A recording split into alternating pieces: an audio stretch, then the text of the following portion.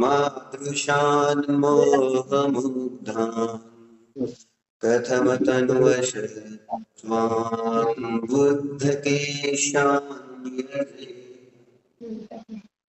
सुगतमगीशं शिवं वा जितभवमभिवन्दे भास्करं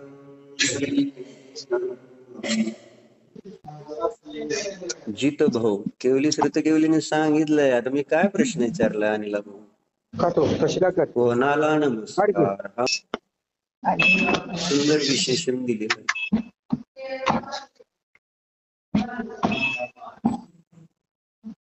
म्हणजे आपल्याला आपलं रोल मॉडेल म्हणा, आपले आदर्श म्हणा,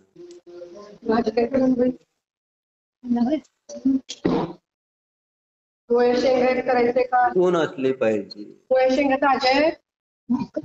चांगले आहे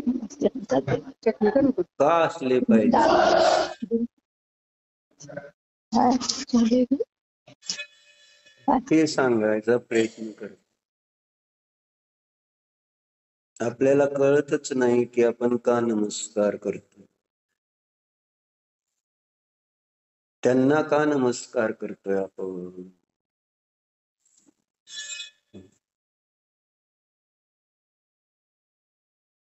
मंदिरात येऊन देवाला मी नमस्कार का करतो कळलं पाहिजे का नाही? कारण नमस्कार करताना आचार्य म्हणतात का नाही, जित भव मी भवाला ज्याने जिंकलेलं त्याला नमस्कार करणार, त्यांना नमस्कार करतो.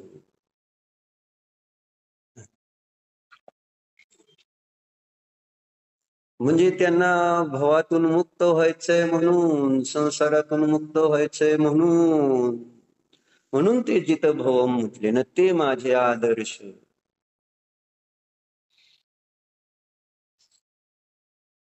मग माझ्यामध्ये ते परिणाम येणार नाही तोपर्यंत ते माझे आदर्श का असतील? माझी श्रद्धा त्यांच्यावरती का राहणार? सांग.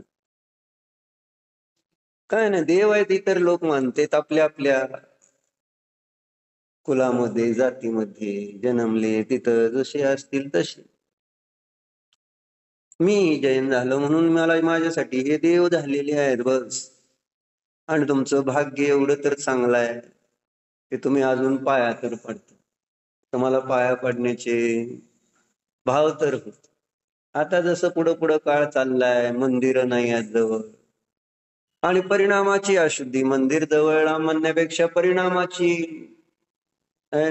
विशुद्धी घटत चालली. महत्व वाटेना, महत्व भोगांचं वाढत चाललं, धनाचं वाढत चाललं, शरीराचं महत्व वाढत चाललं का नाही?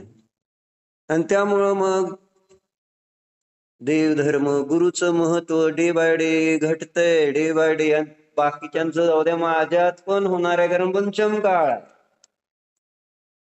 ग्राफ असा खाली जाणार आहे. माझी पण विशुद्धी जी सुरुवातीला होती ती आता राहील असं नाही. काळ पुढे जाईल श्री काका, तर काय होणार? विशुद्धी वाढायला पाहिजे का कमी व्हायला पाहिजे? पण काळ काय सांगतोय? तुम्ही मस्त म्हणताय, तुमचे भाव मस्त आहेत, वाढायला पाहिजे, पण काळ म्हणतोय मी तर कली काळ आहे. लिहिलं ना, शास्त्रों का पार नहीं है, काल थोड़ा है और हम मंद बुद्धि वह कला सीख लो जिससे जन्म जरा मृत्यु का नाश हो. कलिकाळ आहे, पंचम काळ आहे. त्यामुळे माझे परिणाम पण वाढतील असं नाही आहे, हे टिकले तरी खूप चांगलं आहे सांगायचं.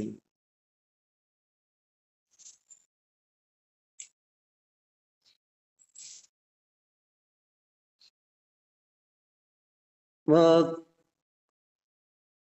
आपल्यावर काही संस्कार झाले, आपलं भाग्य खूप चांगलं आहे. त्यामुळे आपल्याला मंदिरात येण्यापर्यंत येण्याची अजून कुठंतरी भावना आहे. मंदिरात नाही आलं तर मला भय आहे कुठंतरी, काही कसं का असे ना, पण मंदिरापर्यंत पोचतोय हे आपलं किती मोठं भाग्य. लोकांना पोचतच नाहीत आता मंदिरापर्यंत. मग आपण पोचतोय आणि काही लोक पोचत नाहीत. फरक काय त्यांच्यात आणि आपल्यात? मग सांगायला मी रोज देवदर्शन करतोय, मी रोज शास्त्राला जातोय, सांगण्यासाठी काय जित भवम असं म्हणले मी, जिंकलेला आहे संसार. म्हणून मी त्यांना नमस्कार करतो. मग संसारावर विजय मिळवला म्हणजे काय झालं? म्हणजे काय झालंय? दुःखावर विजय. संसारावर विजय म्हणजे दुःखावर विजय मिळवला. म्हणजे त्यांच्या पर्यायामध्ये कधीही दुःख आता यापुढे उत्पन्नच होणार नाही, असे ते आपले देव आहे ज्यांना मी नमस्कार करून आलो. भगवान तुम्ही जित भव आहात, दुःखावर विजय मिळवलाय, जन्म मृत्यूवर विजय मिळवलाय, संसारावर विजय मिळवलाय, शरीरावर विजय मिळवलाय, कर्मावर विजय मिळवलाय, राग द्वेष मोहावर विजय मिळवलाय. कळते का? भगवान जयवंत आहे. म्हणून आपलं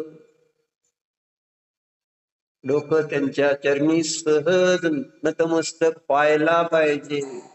जबरदस्तीने नव्हे. लहान बाळाला जसं ती आई सवय लावण्यासाठी असं दाबते डोकं, त्याला कळत नाही का? आणि त्याला त्रास झाला तर ते रडतंय, डोकं का माझं दाबायला? त्याला काय कळते? पाया पड म्हणून शिकवायचं आई. हे देव आहेत आणि ह्याच्या पाया पडायचं असतं म्हणून दाबलं जातंय, आणि त्याला असं झुकायचं नाही. असं होतं सुरुवात. कळत नाही म्हणून तशी अवस्था आहे त्याची. पण मला किती कळतंय. माझं मस्तक सहज त्यांच्या चरणी नतमस्तक होतंय का? मला ते आवडतायत का? मला त्यांच्यासारखं होऊ वाटतंय का? मला हे म्हणायचं. आणि लगेच वाटणार नाही, कारण अभ्यास उलटाय.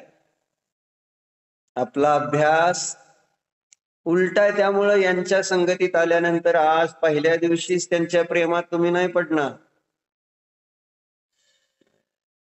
तुम्हाला यावं लागेल, पाहावं लागेल, त्यांना समजून घ्यावं लागेल, आणि मग तो नियमितपणा राहिला पाहिजे. करता करता आम्ही त्यांच्या प्रेमात पडणार नाही असं होणार नाही. आपल्याला ते आवडणार नाहीत असं होणार नाही. देव आवडायला पाहिजे. देव बघायला आवडले पाहिजे. हर्ष आनंद वाटला पाहिजे, अरे आज मला देवाचं दर्शन घडतं.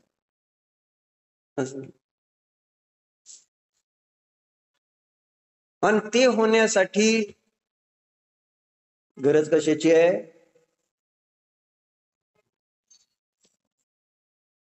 त्यांच्या संगतीत राहण्याची गरज आहे.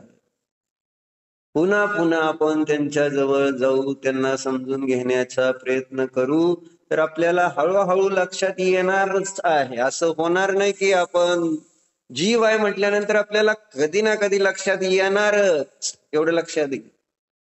आपण आजीव नाही आहोत की जेणेकरून आपल्याला कधीच लक्षात येणार नाही की हे काय असतं, कसलं असतं, का कशासाठी असत, काय राजा. असं होणार नाही. आपण जीव आहे, आपण थोडंच आजीव आहे मंदिरात असलेल्या खांबाप्रमाणे. त्याला कधी वर्ष उभारला तर किती वर्ष पूर्ण जुनं मंदिर आहे आपलं? 150 वर्ष झाले असं म्हण. 150 वर्षापासून हे खांब उभे आहेत. काय फरक पडतो त्यांना?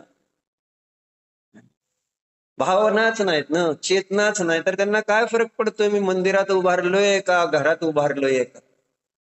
आजीव आहे, त्यांच्यात चेंजेस होणारच नाहीत ना, ते तसंच राहणार.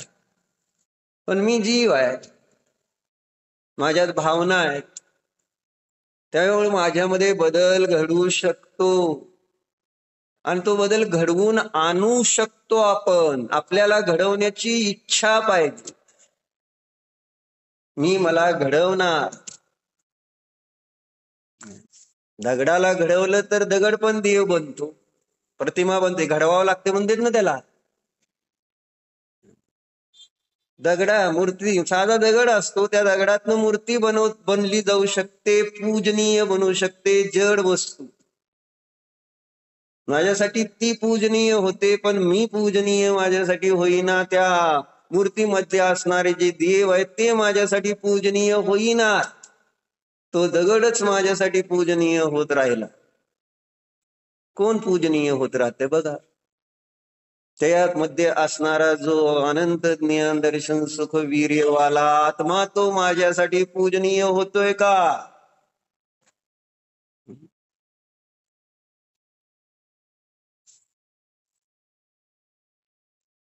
चिंतन करावं लागेल ना.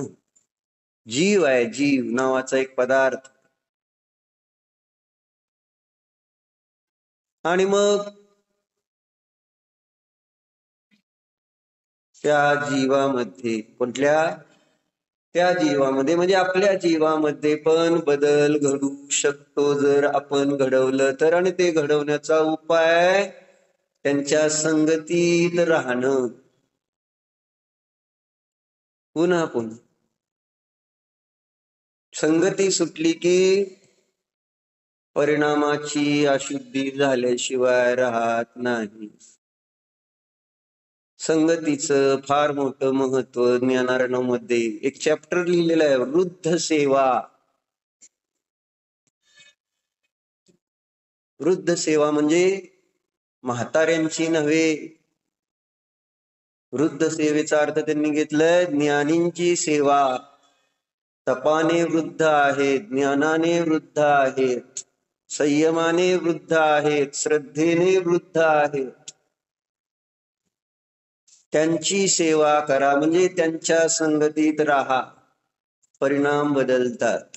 नमोकार मंत्र म्हणा आणि एक शिवी द्या, परिणाम फरक आहे की नाही? अमृत नमोकार मंत्र म्हटलं आपल्याला राग आला आणि आपण नमोकार मंत्र म्हटलं, आणि आपल्याला राग आला आणि आपण एक शिवी दिली, गुड फिलिंग केव्हा येईल? आपल्याला पण आणि समोरच्याला. शिवी दिल्यावर आपल्याला बरं वाटेल आणि समोरच्याला बरं वाटतं का नमोकार मंत्र म्हटल्या? संगती नमोकार मंत्राची केली पाहिजे. पंचपरमेष्ठीची संगतीत राहिलो तर आपल्याला आज पण आत्ता पण चांगलं वाटेल आणि भविष्य पण चांगलं असेल. पण आत्ता मी जर परिणामाची अशुद्धी केली, शिवी दिली, तर आत्ताही मला त्रास संक्लेश होणार आणि पुढेही संक्लेशच होते. संगतीचं महत्व सांगतो. मंदिरात यायचंय कशासाठी? कशासाठी?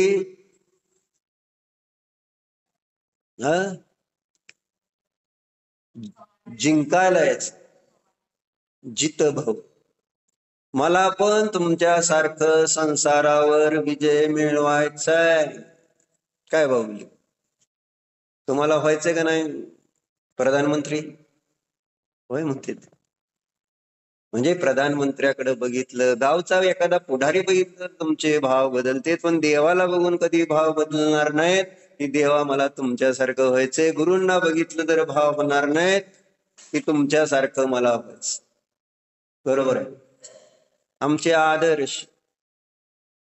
म्हणून आपल्यामध्ये ते कुठंतरी ठिणगी पेटली पाहिजे का नको. खरोखर मी सांगतो ना, इथे एक श्लोक आलाय ज्ञानार्णव.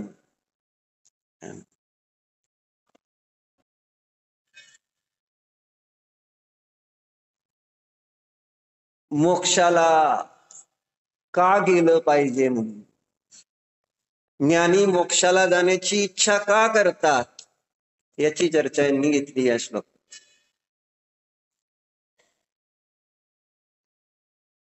कोणाकोणाला मोक्षाला जायचंय मी विचारलं पण.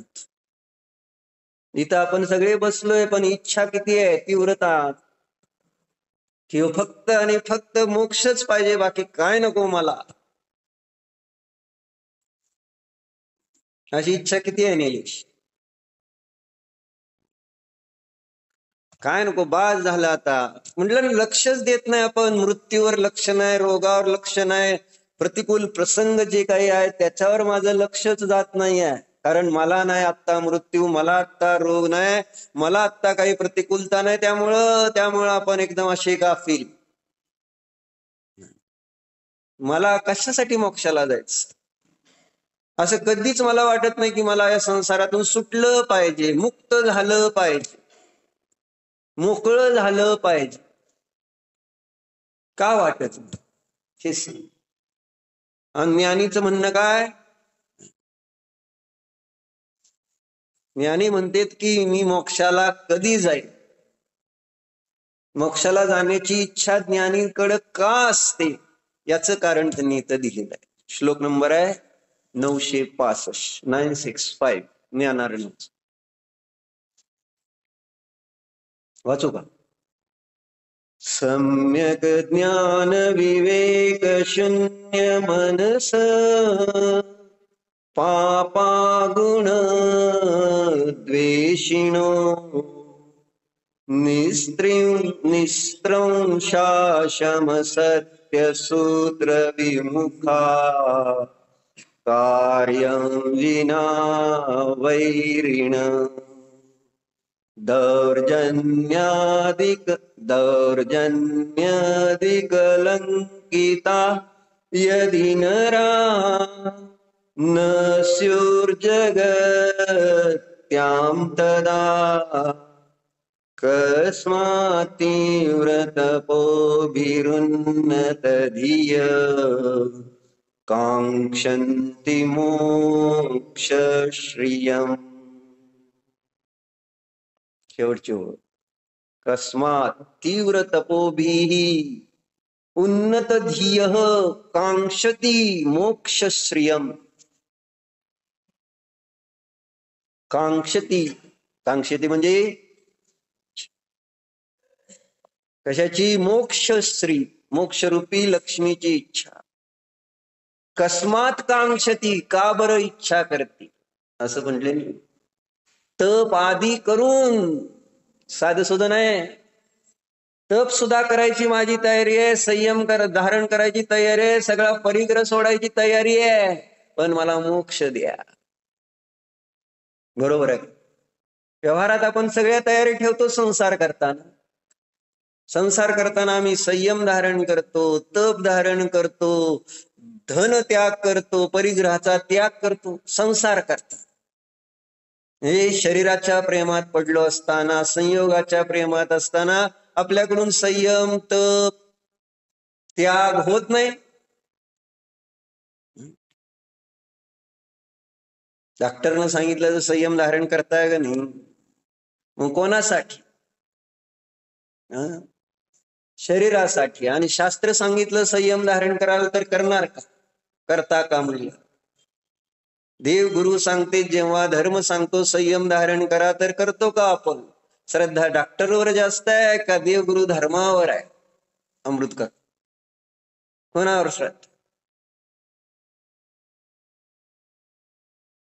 म्हणजे सांगितलं तर मी परत पुढचं माझ्याकडे तुम्ही अडचणीत येत चालवा. देव गुरु धर्म म्हटल्यावर मी लगेच तुम्हाला आहे ना डेमोच घेणार तुमचं. खरं खरं श्रद्धा आहे का नाही.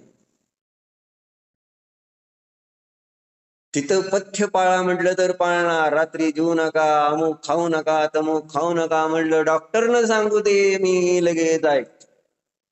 आणि इथं सांगितलं देव गुरु धर्म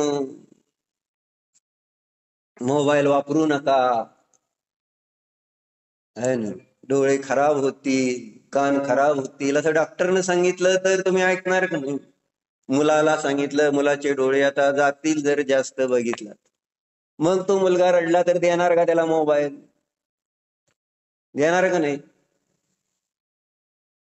कारण आजकाल अनेक मुलं ऍडिक्ट व्हायला लागलीत. ऍडिक्ट काय, सगळेच ऍडिक्ट झालेत म्हणून तर नियम घ्यायला तयार नाही. मोबाईल मी आता वापरणार नाही म्हणून. कोणाकोणाला घ्यायचंय बघा. महिलांमध्ये पहिल्यांदा प्रधानता तुम्हाला लेडीज फर्स्ट. कोणाकोणाला मोबाईल सोडायचं सांगा. कोणच तयार नाही का?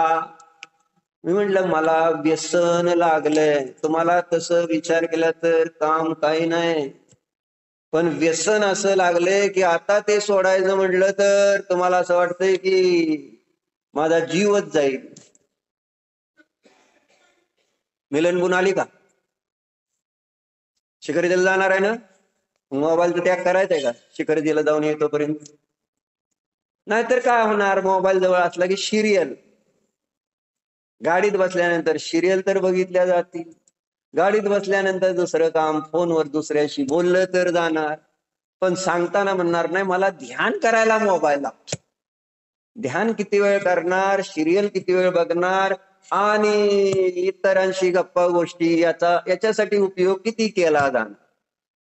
आणि सगळा परिग्रह बरोबर शिखरजीला जाताना परत सारखी चौकशी सुनेची, आणि तू जेवला का, आहे ना. म्हणजे तिला जरा काळजी असते ना माझी, बाग काय नाही. जेवला का विचारायचं तिला असतं रोज. मी फोन करत जाईन कोणाच्या तरी फोनवर. बरेच जण फोन घेऊन जाणार आहेत, कारण तू एकटीच नाही असं तिथं 40-45 लोक आहेत. त्याच्यात आमची अजून दुसरी एक बहीण आहे, भाऊ आहे, बरेच जण आमचे ओळखीचे आहेत. सादर कुणाच्या पण फोनवर फोन करतो, डोक्यावर पदर घे.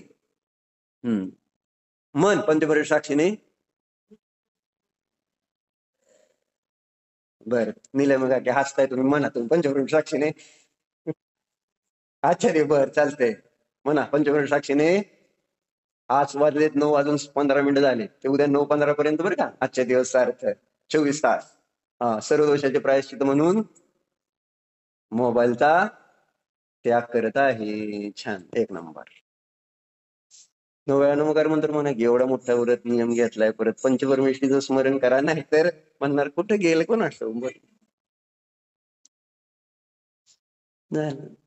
कुणाला इच्छा झाली मला पण असं कोण म्हणतंय काय? आम्हाला पण द्या की. त्यांना एकट्यालाच का दिला? तिकडे काय हात सारे का ताई, तिकडे नाही का ती, तिकडे मला दिसलंय की. पण ती त्यांना मला पण असा हात वर येईना. त्यांना द्या. लहान मुलांना जर चॉकलेट गोळ्या वाटायला लागल्यानंतर एकाला दिल्यानंतर सगळे मुलं काय करतात? आम्हाला पण द्या की, आम्हाला पण द्या. म्हणजे दिस इज नॉट ए चॉकलेट. संयम म्हणजे पण वाटलं संयम म्हणजे त्रास. हा प्रॉब्लेम. धर्माच्या अपेक्षेने संयम म्हणजे त्रास, पण संसार शरीर भोगाच्या अपेक्षेने संयम म्हणजे त्रास भासित होत नाही. बरोबर आहे.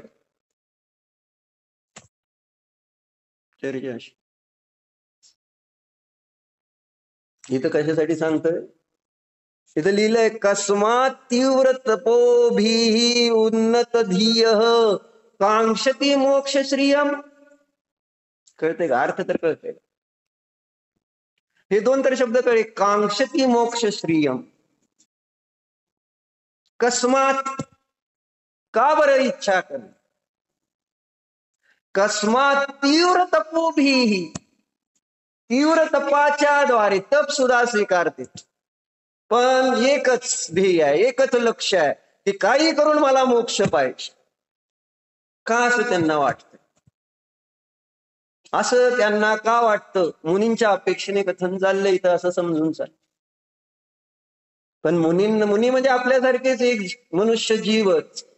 त्यांना मोक्षाची इच्छा होते आहे आणि कोणत्याही किमतीवर. बरोबर. असं का होतंय? त्यांना असे का भाव होतेत आणि मला का तसे भाव होत नाहीत? ऍट एनी कॉस्ट म्हणते ना. डॉक्टर किती पण पैसे घ्या पण बरं करा. बाहुली इथं देवगुरु धर्माला म्हटलं सगळं माझं घ्या पण मला अशरीरी करा, जन्माच्या मृत्यूच्या फेऱ्यातून मुक्त करा, या रोग राई चिंता या संकल्प विकल्पातून मला मुक्त करा ओ देवा. असं कधी देवाकडे आर्त्र आर्त्र हाक मारली का आपण देवाला? अर्थ कळतं का नाही? म्हणजे एकदम तीव्र. जेव्हा इष्टाचा वियोग होतो ना, इष्टाचा वियोग झाल्यानंतर त्यावेळेस ते रडलं जातं ना. कसं रडलं जातं? आर्त, त्याला अर्थ ध्यान म्हणून म्हटलं है ना. इतकं तीव्रतेने की बास मला इतकी इच्छा आहे की तो असायला पाहिजे माझ्याजवळ, त्यांनी जायला नाही पाहिजे मला सोडून.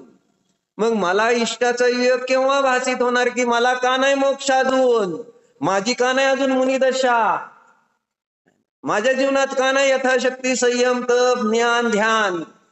असं त्या इष्टाचा वियोग मला कधी भासित होतो आणि त्यासाठी मी किती संकलेश करतो. कधी केलेत संकलेश? का नाही मला हे परिणाम बनत? तो तेच इष्ट पाहिजे ना माझ्यासाठी, पण माझ्यासाठी ते अनिष्टाचा संयोग रूप अर्थ ध्यान होतंय. कोणतं?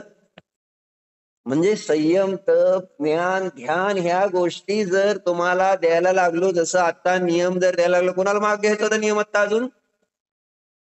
हा म्हणा पंचगौरी साक्षीने का घेतला का? घेतला. सारी कथा तुम्ही घ्या, दुसऱ्याला दाखवली 5 बोट. हा घेतला काय? काय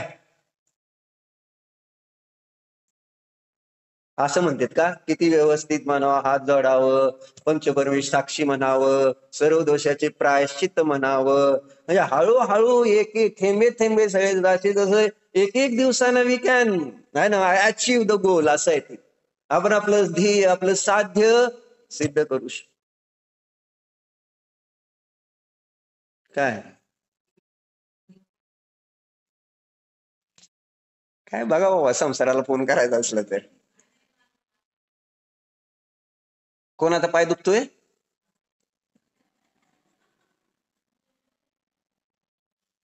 पाय दुखायचं थांबल, सगळं थांबल.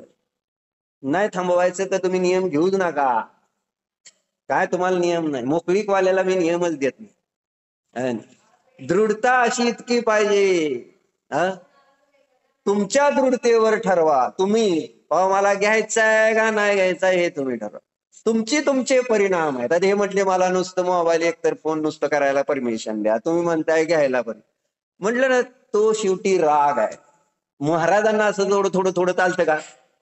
नियम घ्यायचा. त्या कोल्ह्याने नियम घेतला, रात्री खायचं नाही, खाली गेला अंधार दिसला, त्याला माहित होतं वर उजेड आहे खाली अंधार आहे, म्हटलं असतं वर उजेड आहे पितो की पाणी, काय होतं? पण ठरवलं नाही तर नाही. पूर्वा भिल्लाने सुद्धा कावळ्याचं मांस औषध म्हणून तर घ्यायला काय, औषध पाण्याला मोकळी सोडली काय? तेव्हा ते महावीर झाले पुढे जाऊन. तुम्हाला मोकळी करायची असली तर मग तुम्हाला अजून किती काळ राहावं लागेल मला माहित नाही. मोकळीक नसती व्रतामध्ये संयमामध्ये, हे मला सांग. चर्चा अशी. पुरुषांमध्ये तर पुरुषार्थ होऊच शकत नाही. नावाला घेताय दुकानदार आहे तुम्हाला, मला ह्यांना समजून सांगायला अति वैरागी होते कधी कधी. घेणार आहे राजकुमार, घेऊ दे का? काय बर घ्या. आपण जोर साक्षीने म्हणा, सर्व दोषाची प्रायश्चित मनातल्या मनात म्हणा. तुम्ही आता नीट नीट विचार करून घ्या. राजकुमार घेऊ दे का? त्याच्यावर लोड येईल, बाकी काय नाही. म्हणा ज्याला जे नियम घ्यायचे, म्हणजे एकच पुरुष आहे. अभिजित पुरुष आहे का तू? व्यवहारात पुरुष आहे का विचारलं तर लोकांना वाटतं अपमान झाल्यासारखं वाटतं. आणि इथं अपमान नाही, काय नाही. काय पण म्हणा, आम्हाला सगळं चालतंय, पण आम्ही आमचं सोडणार नाही. बाहुबली भाई बरोबर आहे. तुम्ही पुरुष आहे का नाही? कसं वाटतंय, कसं वाटतंय? चर्चा कशासाठी चालली ते आपली? का म्हणते ना, कस्मात कांक्षती मोक्ष मोक्ष श्रियम, तीव्र तपोभी, तीव्र तप करून सुद्धा मोक्ष मोक्ष असे भाव त्यांना का होत आहेत, मला का होत नाहीत? दीपक, त्यांना का होते? म्हणजे जे निकट भव्य आहे त्यांना भाव झाल्याशिवाय राहत नाहीत. पण ते भाव होण्यासाठी त्यांच्या चिंतनामध्ये कोणती धारा, काय असं त्यांना प्रतीतीला आलं, दिसलं, अनुभवात आलं, की ज्यामुळे त्यांना असं वाटलं की नाही, मोक्षाला गेलंच पाहिजे. असं काहीतरी बघितलं असेल, असं काहीतरी अनुभवायला आलं असेल, आणि त्यामुळेच असं वाटलं असेल की नाही बाबा, जसं लहान मुलाला डॉक्टर इंजेक्शन एकदा दिल्यानंतर डॉक्टरनं लहान मुलाला परत जर ते डॉक्टर दिसला तर नुसतं दिसायचं जाऊ द्या, घरातून डॉक्टरकडे जायचंय असं नाव जर काढलं तर ते पोरगा काय म्हणतो? तिथंच रडायला सुरुवात. अरे तुला नाही, मला दाखवायला चाललोय. तुम्ही पण जायचं नाही आणि मी पण नाही येणार. डॉक्टरचा विषयच काढायचा. ज्याला पोहायला येत नाही आणि त्याला जर म्हटलं चल पोहायला आणि उडी मारा पाण्यात म्हटलं तर करते पोहा, म्हणजे उडी मारतोय का पाण्यात? ती तीव्र भीती. एकदा त्याला पाण्यात टाकले आणि ते बुडलाय आणि परत आता त्याला नेलं चल पोहायला म्हणून, मजा येते काय? पियुष पाहुणे जाईल का? ती पोरगा जाईल का परत? लहानपणी आम्हाला असं व्हायचं, आम्हाला न्यायचे दादा मोटरसायकल गपचीप, काय झालं तरी पोवायला जायचं, म्हणजे आता शिकवायचं म्हणजे शिकवायचं. आम्हाला माहित होतं आम्ही बुडत होतो, कारण ते हात आधी धरणार, काढून घेणार, बुडलेला आणि त्या नाका तोंडात पाणी गेल्यानंतर मरणार. आपल्याला आपले दादाबाई दादा भरून देतील का? सांगा बरं, पप्पा मरून देतील का? पण पप्पावर सुद्धा विश्वास नाही माझा. नाही नाही नाही नाही, बाहेर काढा, बाहेर काढा, मी नाही येणार. इतका इतका जीवाला. तशी इथं यांना असं काय अनुभवायला आलंय ज्ञानींना, की त्यांची अशी इच्छा झाली की तप कर, तुम्ही काय सांगायचं सांगा मला, मी ते करतो, पण मला आता या संसारात थांबायचं नाही. काय संसारामध्ये काय दिसतंय का संगीता का, की काय असं संसारात न थांबण्यासारखं? आपल्याला उलट मोक्षाला कशासाठी जायचंय हे चाललंय प्रॉब्लेम. मंदिरात कशाला जायचंय, शास्त्राला कशाला जायचंय, संयम का धारण करायचाय, तप का करायचं, गरज काय? उलटी उलटी बुद्धी.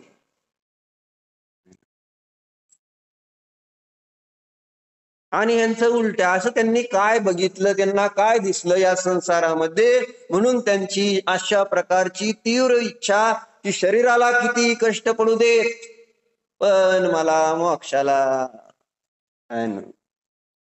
मोक्षाला जायचं, काय पण असो. मिलन म्हणून किती कष्ट पण काय पण बोला, आपण मोबाईल सोडणार आहे का? त्याग करणार आहे का? 3 तारखेला जाणार आहे, बघतो आपण 2-3 दिवस काय होतंय का. हा,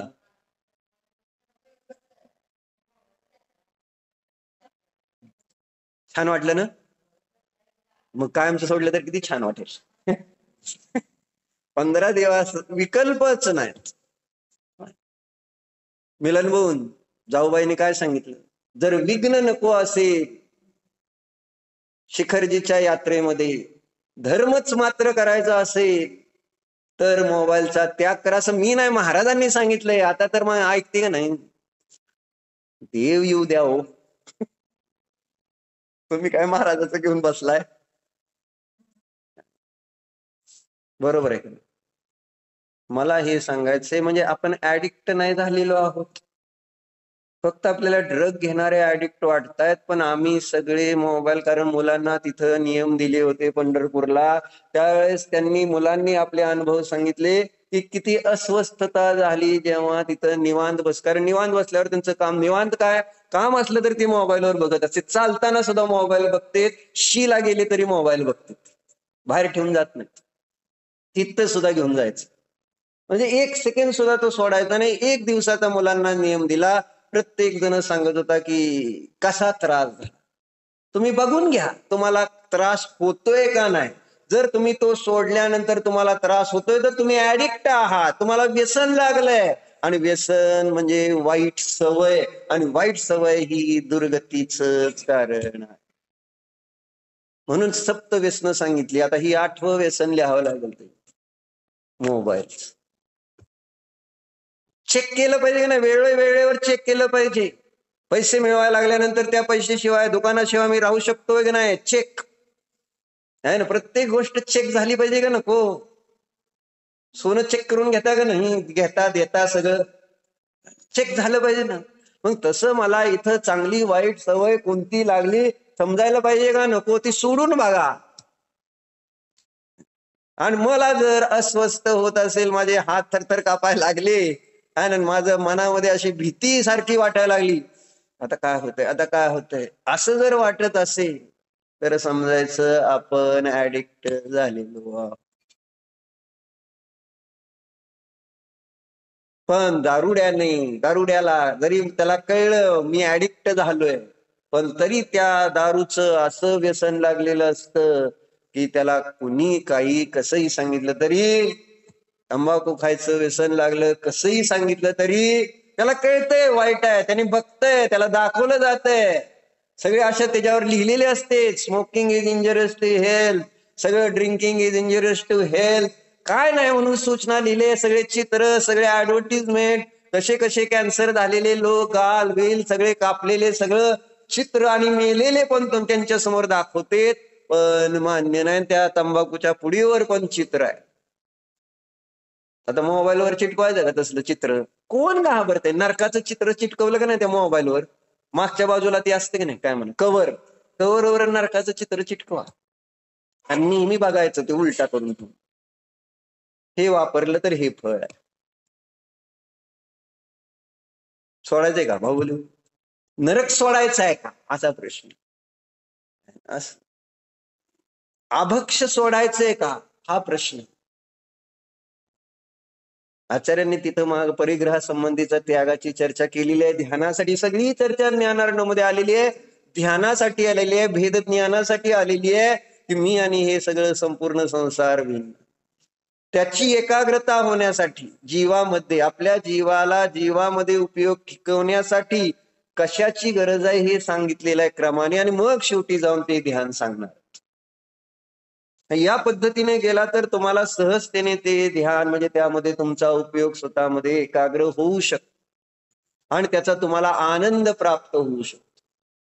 पण याच्याशिवाय तुम्ही ते करायला जाता ध्यान, आणि त्यामुळं तुम्हाला त्या ध्यानाचा नॉशिया येतो. ध्यान आवडतं का तुम्हाला, खरं सांग, खरं इथून सांगायचं, तोंडातून सांगचाल तुम्ही, पुढाऱ्यासारखं नाही सांगायचं, न रोवा कुंजरोवा आहे ना. खरं आवडतं का, हो ध्यान म्हटलं की कधी एकदा बसतोय ना असं छान निवांत, काय डोक्याला ताप नाही, काय नाही, कोणाचा संबंध नाही, एकदम शांती शांती शांती नाही. हेच सांगतो, मला सगळे वाईट सवयी लागलेली आहेत आणि त्यामुळं मला ध्यान माझ्या गोष्टी म्हणून तिथं दिलेलं आहे. संवर तत्वाची विपरीत मान्यता आहे आमच्या सगळ्यांची. जो धर्म ध्यान आनंद रूप उसको माना मैं दुःख स्वरूप, असं लिहिलं का नाही पूजनामध्ये. जे धर्म ध्यान आनंद देणार आहे आणि तेच मला कशाचं कारण भासित होतं, दुःखाचं. बरोबर. मोबाईल सोडणं सुखाचं कारण का दुःखाचं कारण,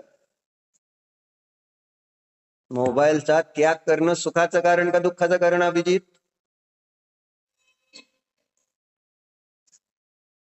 संवर तत्वाची विपरीत मान.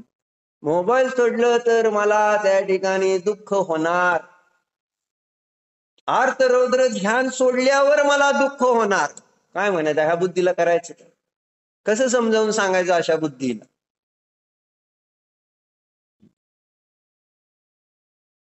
म्हणून आता आता वेळ आलेली आणि दवाखान्यात ऍडमिट करस तोपर्यंत वाट बघू नका अभिजित.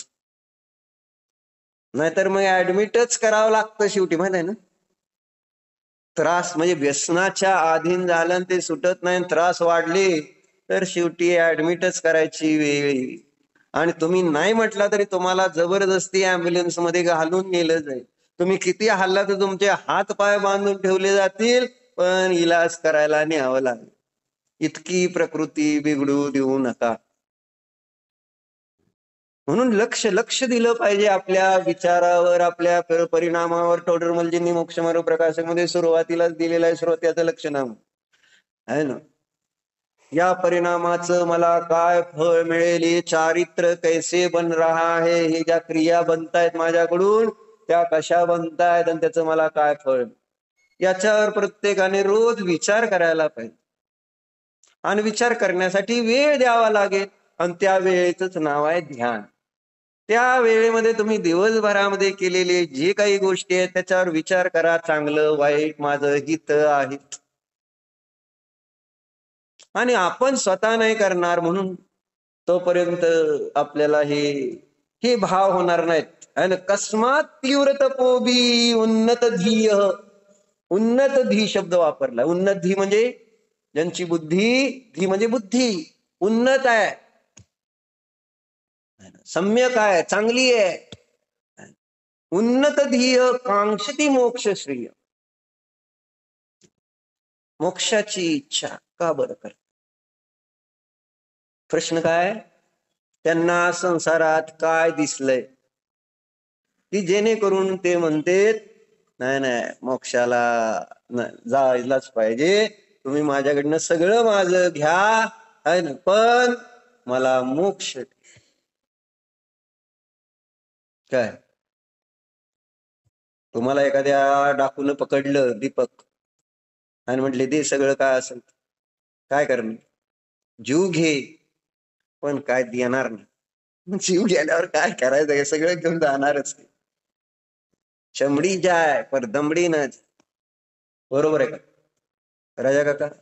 दमडी म्हणजे सगळं घे माझं, पण दमडी देणार नाही, अशी अशी विचार नाही. तर त्यांनी काय पाहिलं बघा, कुणी ज्यांना असे भाव झालेत. कोणते? तीव्र तपोभी उन्नतीय कांक्षती मोक्ष श्रिय, मोक्षाची इच्छा तीव्र तपाच्या द्वारे करतायत. वाय? त्याचं आन्सर आहे यदि लोक में, सांगायला लागले का त्यांना तीव्र इच्छा झाली मोक्षाची.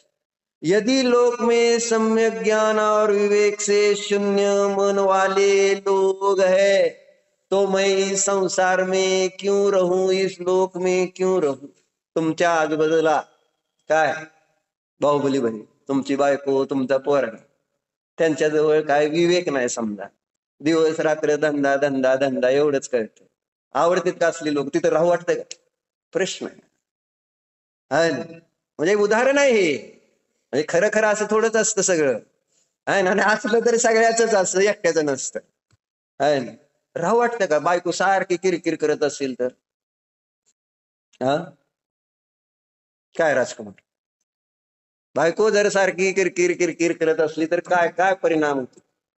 काय नसलेली बरी. असं होतं का नाही? कधी कधी होतं का नाही? होतं, कधी कधीच होतंय. तेवढ्या पुरतं स्मशान वैराग्य होते की बायकोच्या प्रती अभिजित, होतं का नाही? नाद लावते का नाही तेजश्री कधी कधी, आणि मग बुद्धी सरकती, पण काय करू शकत नाही, काही करू शकत नाही. तेवढ्या पुरतं थोडी चिडचिड करेल, राग राग करेल, पण परत आहे तिथंच. ज्ञानी ज्ञानी काय करते? ते म्हणते असल्या विवेक शून्य असणाऱ्या लोकांमध्ये मी का राहू, आणि म्हणून ते सांगतात का बरं मी मोक्षाला जाण्याची इच्छा करायची नाही, तप करून सोडतो, बायको सोडतो, पोरं सोडतो, धन सोडतो, सगळं सोडतो, पण मला त्रास होतोय का नाही? मग सोडायला काय अडचण? त्रासातून मुक्त व्हायचंय ना, मुक्त व्हायचंय ना, हीच तर आहे मुक्तीची इच्छा. पण आपण कसं आहे, थोड्या अनुकूलता मिळाली की आपण सगळं एक मधाचा थेंब पडायला अवकाश, की सगळी प्रतिकूलता तिथं त्या काय मधमाशा चावत, नाहीतर ते फांदी कुरतडत, नाहीतर हत्ती त्या झाडाला पाडत, नाहीतर खाली आजगराच्या तोंडात पडत, सगळं गौण आहे. एक मधाच्या थेंबा पुढं सगळं गौण आहे. दुःख किती, दुःख राई एवढे आणि सुख पहाडा एवढे. बरोबर आहे? उलट आहे का? नाही, तुम्हाला पण माहिती आहे. हा ना, पण सरळ सांगितलं असतं तुम्हाला कळलं नसतं. तुमच्या तोंडातून तरी उद्या की बाबा दुःख पहाडा एवढे आणि सुख राई एवढी आहे, हा व्यवहारात आपण बघतोय. परंतु त्या राई एवढ्या सुखासाठी पहाडाचं दुःख कष्ट सहन करायला तयार. नॉनसेन्स ह्याला म्हणते. कळ? कोण तर शहाणा मनुष्य थोड्याशा सुखासाठी एवढं दुःख कष्ट सहन करेल का? पण कायमच्या सुखासाठी इथं सांगते तप, ते करायचं म्हटलं तर माणूस नको नको म्हणते, नको म्हणते. अडचण बघा, यदि लोक में सम्यक ज्ञान और विवेक से शून्य मन वाले प्राणी है, तो मैं इस लोक में रहने की इच्छा क्यों करूं? बघा ना आजूबाजूला भयंकर विचित्र घटना आहे. आपला ज्यांच्याशी काही संबंध नाही, घटना माझ्या बाबतीतच घडली. काय नाही, प्रेमानं सगळ्याला शास्त्र सांगतो, पण एखादा माझ्या कर्माचा उदय असा विचित्र आला, काही संबंध नाही, पण त्या जीवाला माझ्याबद्दल काय होतात है ना, एक द्वेष भाव निर्माण, आणि इतका द्वेष निर्माण होतो की बस मग उलट सुलट बोलायला सुद्धा तयार. जेव्हा की माझा काही संबंध नाही, काही संबंध नाही, मी काय त्यांच्याशी बोललो नाही, मी त्यांना कधी काय या जन्मात सांगितलं तर प्रेमानं धर्मच सांगितला, पण तरी सुद्धा त्यांचा उदय आला, माझा उदय आला, तर तिथं मला दोष नसताना सुद्धा ते ऐकावं लागतं. का अभिजित? काही संबंध नसतो अनेक वेळा कोणाशी, पण विनाकारण येऊन कोणीतरी मला त्रास देत का नाही? मग अशा ठिकाणी कशासाठी राहायचं, माझा हा प्रश्न. निलेश पाहुणे, कशासाठी राहायचं मग या संसारात, जिथं मला कोणत्या क्षणी कोण येऊन काय त्या ठिकाणी त्रास देणार मला माहिती नाही. चांगल्या चांगल्याला त्रास दिलेला आहे, ज्ञानींना तीर्थंकरांना पण त्रास दिलाय विनाकारण. दिसलं की नाही आपल्याला उदाहरण? मग मी कोण? ते तीर्थंकर पुण्य प्रकृतीचे धारक, सर्वोत्कृष्ट पुण्य प्रकृती, त्यांना त्रास द्यायचं कमी केलं नाही लोकांनी. मी कोण? तीनपाट कोण विचारत माझ? असा साधा हीन पुण्यवाला मी या काळात जन्मलेलो. मला कितीतरी उपसर्ग परिशह म्हटलं ना, मुनींना 22, आपल्याला किती? प्रत्येक क्षणाला परिशह आहे, पण we are ready to face it. काय पण मुनी होऊन फक्त 22 परिशह सहन करायची तयारी नाही, असंख्यात परिशह सहन करण्याची ताकद माझ्यात. काय सांगतोय? मग 22 परिशह ओनली, काय ओनली 22 परिशह काय सहन करायला आपल्याला ती दशा धारण करायला काय अडचण आहे? एवढं सगळं तुमचं परिशह कमी करणार आहे धर्म. पण चिंतन करावं लागेल ना, बुद्धी वापरावं लागेल तर कळणार, नाही तर नाही म्हणणार. ती 22 परिशह नको, मी बाकी सगळं सहन करतो. कर आणि मर, असंच अर्थ. म्हणून काय म्हटले? पहिलं, सम्यक ज्ञान आणि विवेकाने शून्य अशा लोकांमध्ये राहण्याची इच्छा ज्ञानी करत नाही. ते दिसतं या लोकात असे लोक आहेत. मग त्यापेक्षा आपलं चला मोक्षाला जातो, काय करू त्याच्यासाठी सांगा. आजूबाजूला वेड्यांच्या हॉस्पिटलमध्ये तुम्हाला नेऊन ठेवलं, काय तुम्ही शहाणे आहे ना सगळे म्हणायला तर थोडं शहाणे, आणि तुम्हाला त्या सगळ्या वेड्यांच्या मध्ये ठेवलं, काय काय दशा होईल सांगावं? कसं वाटेल तुम्हाला?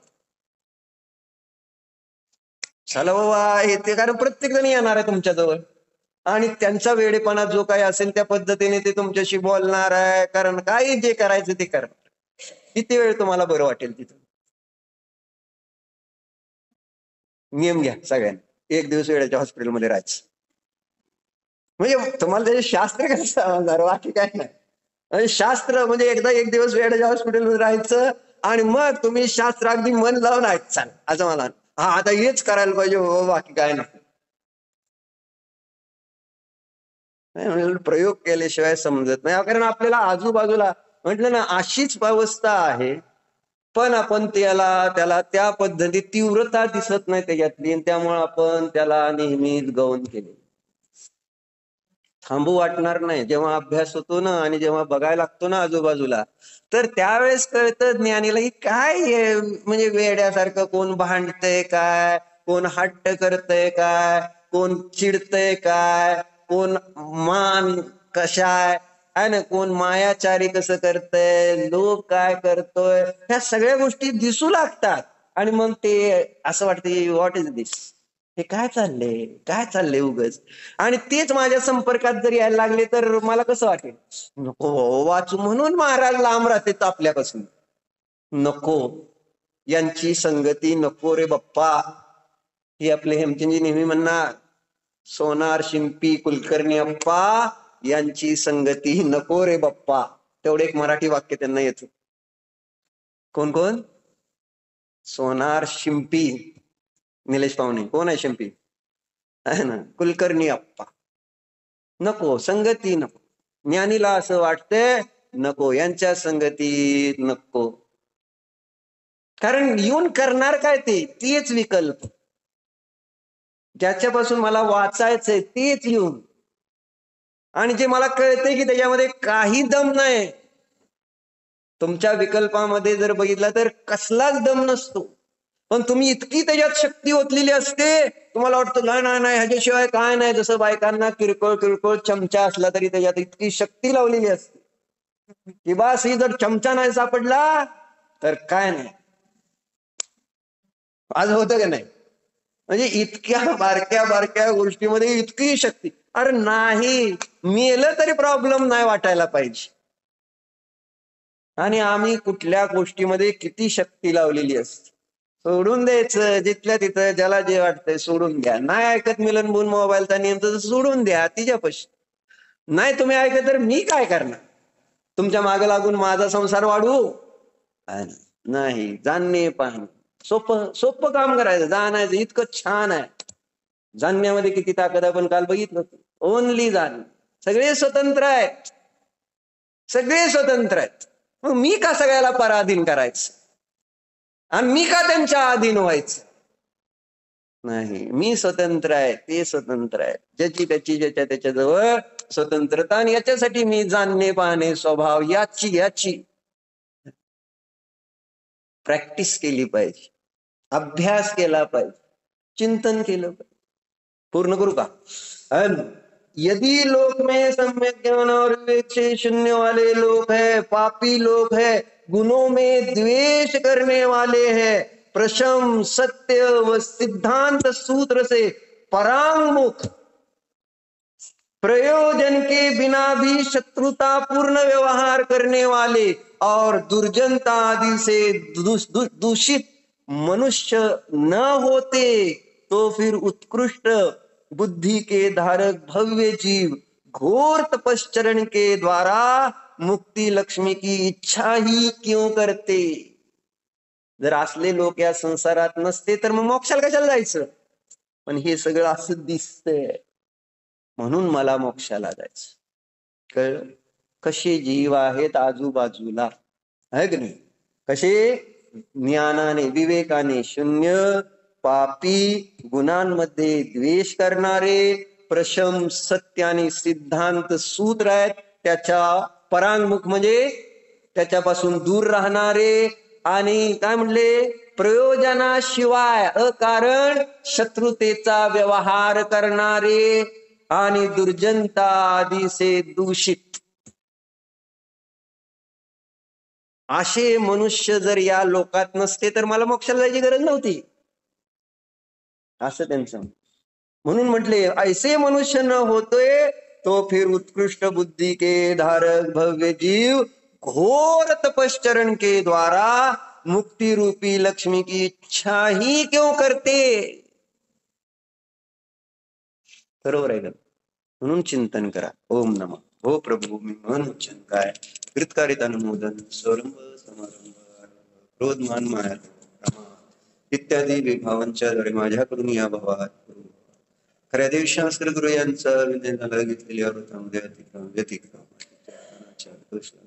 एकेंद्रियापासून पंचेंद्रियापर्यंत ज्या काही जीवांची हिंसा विराधना झाली स्वाध्याय करीत असताना घडलेल्या या सर्व दोषाविषयी मी पश्चाताप व्यक्त करून क्षमा मागतो. हे माझे सर्व दोष मी माझ्या मध्ये राहतो. या सर्व दोषाविषयी मी प्रायश्चित्त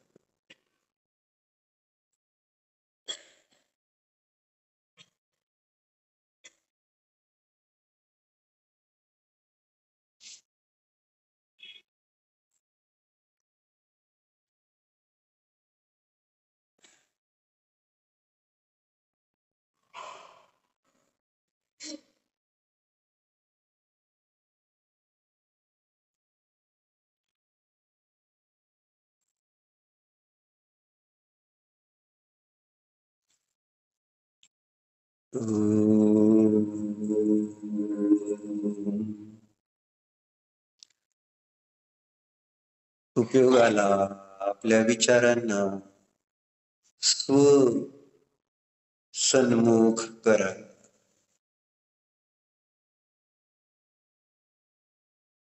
ज्याप्रमाणे आम्ही आरशासमोर उभारतो स्वतःला पाहतो, आता आपल्या विचारांमध्ये आपल्यालाच पहा जाणं.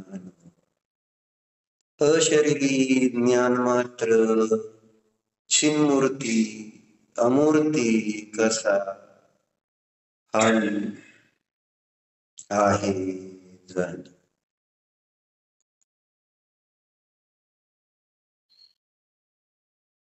जाणत राहा. स्वतः संबंधी विचार करा. मी आनंदाचा रसगंध शांतीचा सागर आहे. मीला ज्ञाता द्रष्टा स्वभावी मी आहे.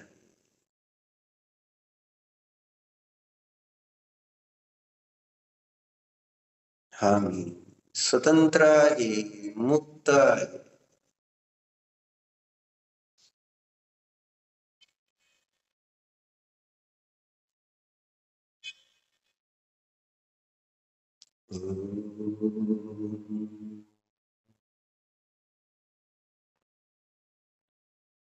विसर्जन.